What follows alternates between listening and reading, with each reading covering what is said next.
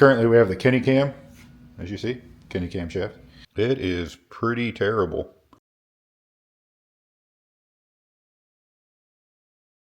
Get our little helpers for the day. Midge and Molly. All right, so underneath the belly of the beast, if you will, you can see we have what used to be my old Power Glide. This Power Glide is built pretty much anything you could possibly do. We have a 400 shaft, output shaft in it. I mean, billet, literally everything. And it's made by or built by Perfect Converter. Have their bolt together converter in it also. Same one we used to run in the car back in 2019 before I sold it. And it's kind of like going down memory lane. Like a lot of the stuff, you know, we made or kind of engineered or pioneered back in the day. So it's kind of cool to see what I used to do on stuff compared to how we do it now. You can see all the frame bracing that this thing has. I mean, it's absolutely phenomenal. Carbon fiber drive shaft. We got Penske shocks, you know, remote canister Penske shocks on this thing now. Strange ultra billet case.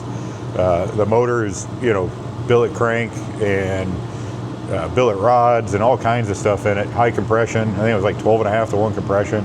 TBM brakes on it already. So this is another big reason that we went from Betty White, sold that car off, and went to this one, because it's already so much further ahead. And truth be told, a lot of the parts I took off of this when I was building this car ended up on Betty White. As we outgrew them on this car, they switched over to that car.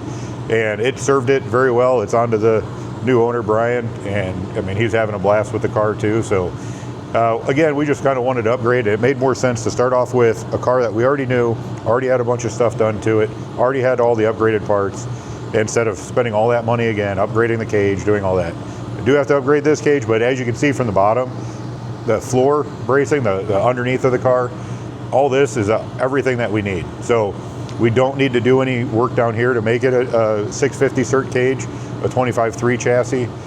We just have to focus inside the car with a couple braces and do some door bar stuff. So nothing crazy here, but we're gonna get started. She's gonna rip this drive shaft out of here. I'm gonna start on the converter bolts and start unplugging everything. Luckily, I didn't get a chance to put any fluids in it, so we don't have to drain anything. So that's a step above, I guess. Good and bad, but we're here now, so we're gonna get it taken care of.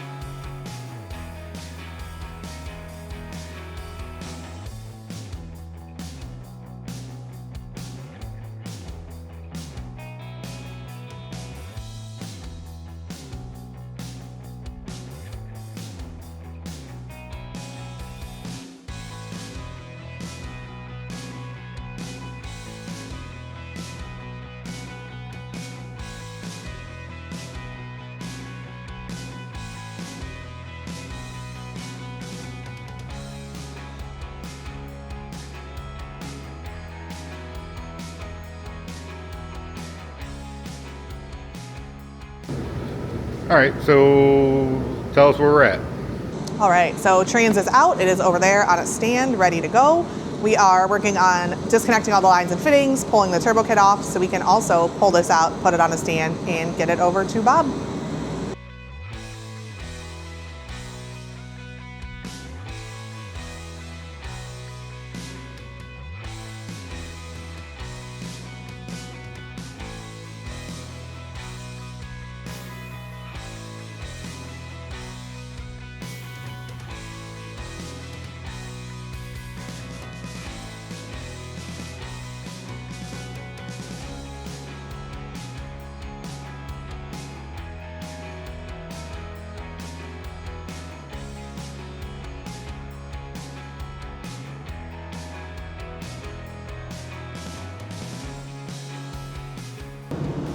All right, So looks like we have everything disconnected, fingers crossed. We have 4 motor plate bolts left to do. We'll hook up the sling, the cherry picker, and hopefully we can smoothly pull it out of here and we did not miss anything. So we'll see how it goes.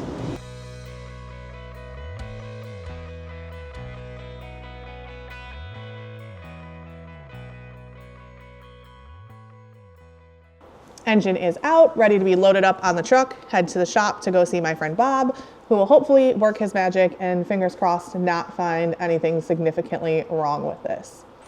So a quick recap before we do go see her friend Bob. I guess he's my friend too. He's a pretty cool guy, engine guy and stuff. Quick little rundown on what this is. And it was built a very long time ago in race car theory, I guess, or race car time. Circa 17, I think it started going together. 18 was the first year I had it out in this rendition. So LSX block, it's got a billet center counterweighted Callie's crank, Callie's ultra billet rods, and it's got a set of custom Wiseco pistons that have a lot of dome on them. So we're probably, I think it was like 12-to-1 compression, 11.5 or 12-to-1. I'm sure Bob has it in his notes somewhere. It's got hipped 245 trick flow heads, solid roller camshaft. We put, I think it was Crower rockers on it, or Jessel, I don't remember. Again, it's been a really long time, so when we rip it all apart, you'll see exactly what it has, but it's got titanium valves in it, again, solid roller, really nice oil pan.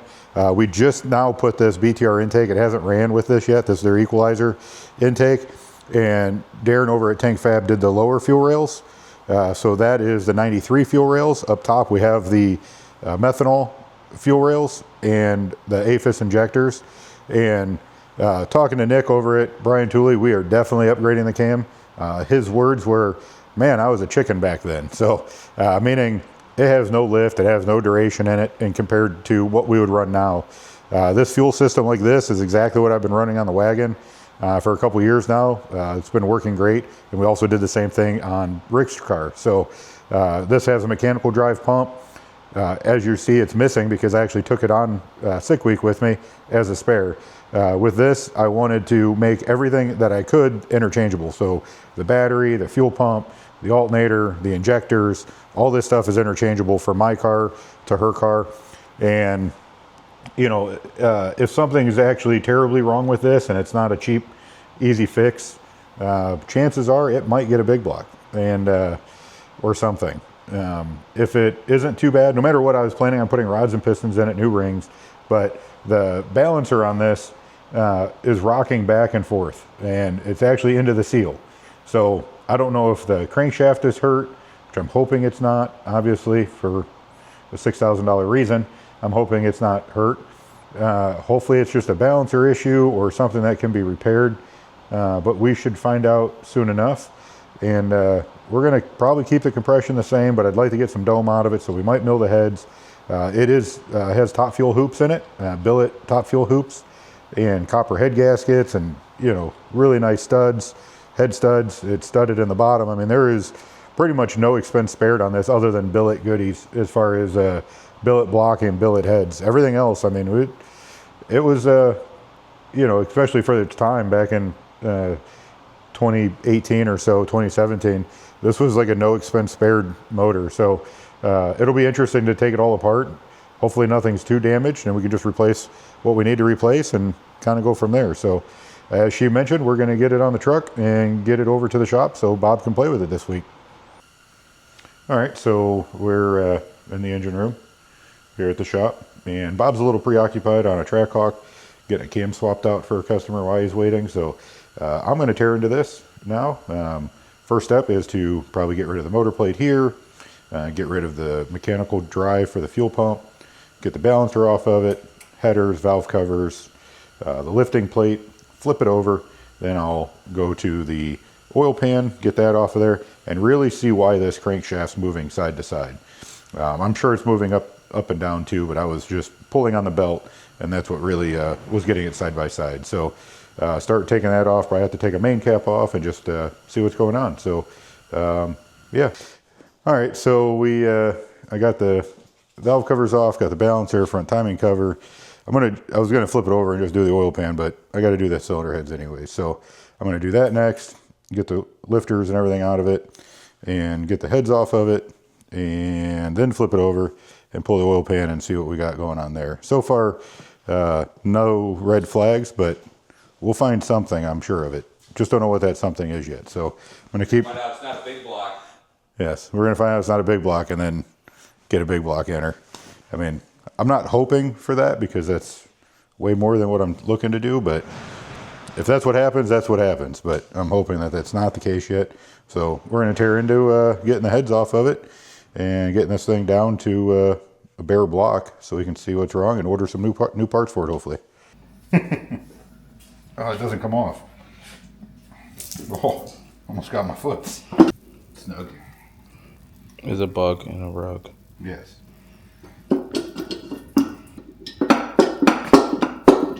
You got all these all the way off? I didn't take those off. No. There's bolts in there still. Yeah, the nuts aren't on. They're off all the way. I'm a noob.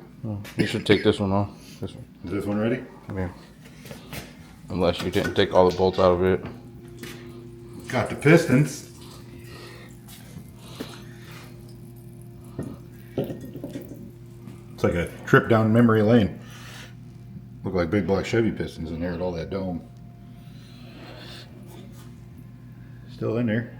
None of them are like broken off. I mean, it did run good. It had oil, plenty of oil pressure when we picked it up when we bought it back. But like I said, that crankshaft walking was the biggest concern. But yeah, we'll finish taking the nuts off and look at that side. So as you can see, we got the heads off. You can see the size of the dome on this. I kind of want to change that and put more of a flat top and maybe take the compression out of the cylinder heads right there. See the head? Maybe mill those some. I'm going to get with Nick over at VTR and he's going to tell me what to do. And I'm going to do it because he's smart. You can see the camshaft in there. That is also going to be new and different. He said that he was I'll use a PG or a rated G term. He said he was a wuss back in the day. So he did not put a big camshaft in it. You can see we got that. Currently we have the Kenny cam, as you see, Kenny camshaft. We are going to change it to a different Kenny cam probably. But yeah, we're going to flip it over and take the oil pan off. That oil pan right there. And we're going to see what's wrong with the crank. There's the crank right there. So we'll see what's next.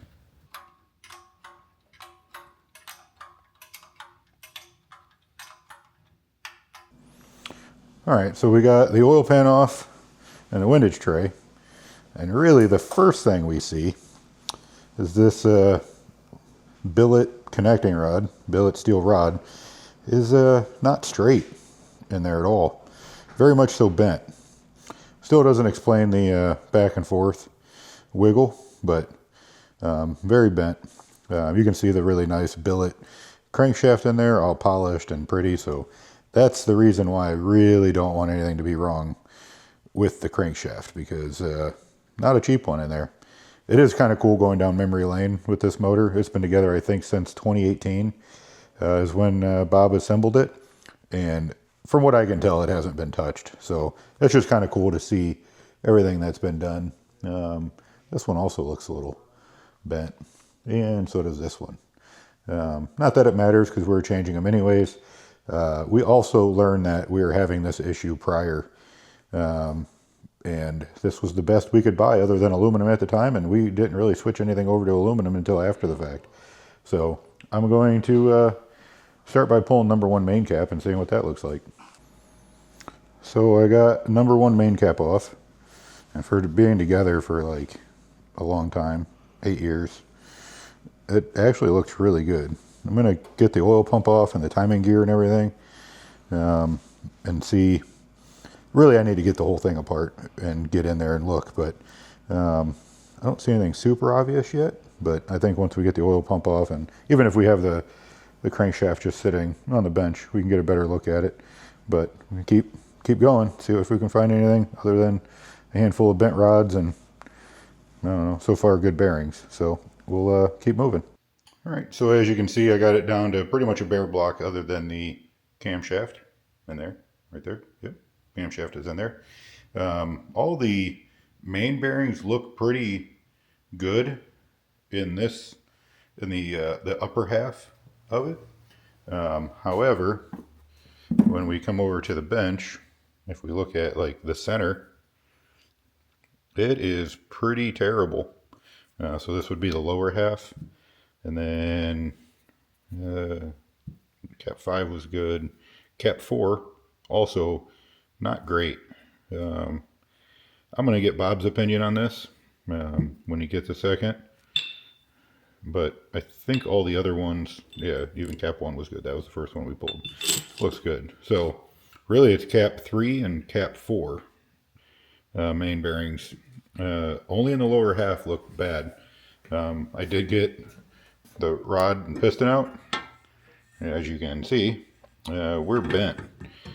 Most of the bearings actually look really good.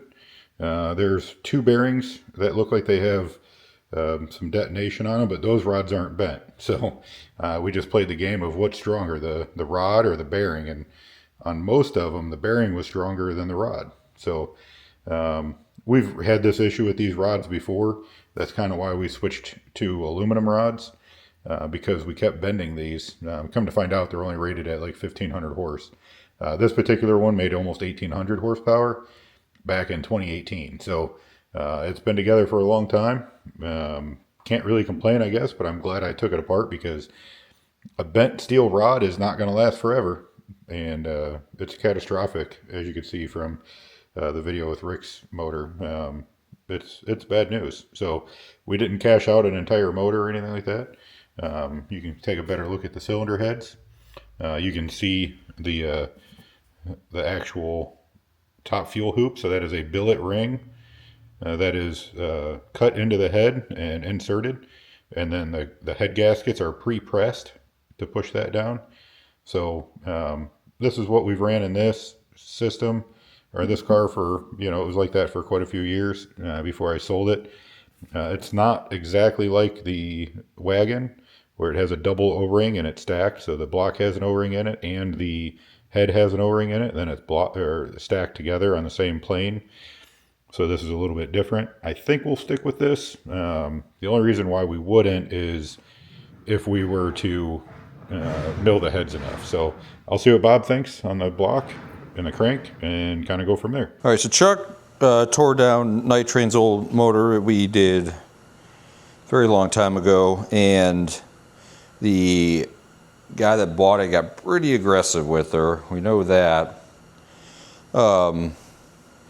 First thing we notice is the mains. Like, here's number 2, and it doesn't look terrible. Then we get to number 3, then we start looking into some issues, and number 4, which is even worse. Like, it was getting in it pretty good. I have a feeling the crank was just moving around a lot, especially after we start looking at the rods. So now we start looking at Chuck's, Daniela's, his wife's motor.